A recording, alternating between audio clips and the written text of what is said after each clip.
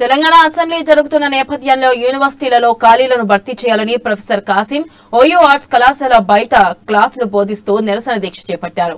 ఇక ఈ నిరసన దీక్షకు ఓయూ ప్రొఫెసర్లు, ఏఎస్ఎఫ్ఐ, నిరుద్యోగ ఫ్రంట్, దళిత సంఘాలు, బీసీ సంఘాలు, పీడీఎస్యూ సంఘాలు మద్దతు ప్రకటించాయి. ఈ సందర్భంగా ప్రొఫెసర్ కాసిం మాట్లాడుతూ నాణ్యమైన విద్యుత్ను అందించాలంటే సరైన మౌలిక వసతులు ఉండాలని, యూనివర్సిటీలో ఖాళీగా ఉన్న అధ్యాపక పోస్టులను భర్తీ చేయాలని ప్రొఫెసర్ కాసిం ప్రభుత్వాన్ని కోరారు. బడ్జెట్లో యూనివర్సిటీలకు 1000 కోట్ల నిధులు కేటాయించాలని డిమాండ్ చేశారు. తమకు స్పష్టమైన హామీ వచ్చే వరకు దీక్షను కొనసాగిస్తామని హెచ్చరించారు.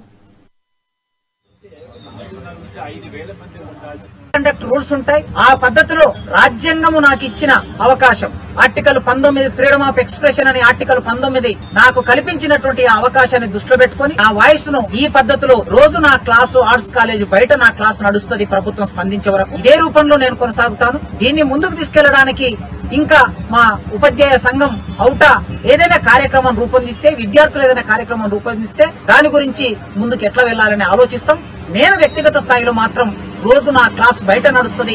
సాయంత్రం వరకు నేను ఈ దీక్షను ఇట్లే కొనసాగిస్తూ ఉంటాను. కండక్ట్ రూల్స్ ఉంటాయి. ఆ పద్ధతిలో రాజ్యాంగము నాకు ఇచ్చిన అవకాశం, ఆర్టికల్ 19 ఫ్రీడమ్ ఆఫ్ ఎక్స్ప్రెషన్ అని ఆర్టికల్ 19 నాకు కల్పించినటువంటి అవకాశాన్ని దృష్టిలో పెట్టుకుని ఆ వాయిస్ ను ఈ పద్ధతిలో రోజు నా క్లాసు ఆర్ట్స్ కాలేజ్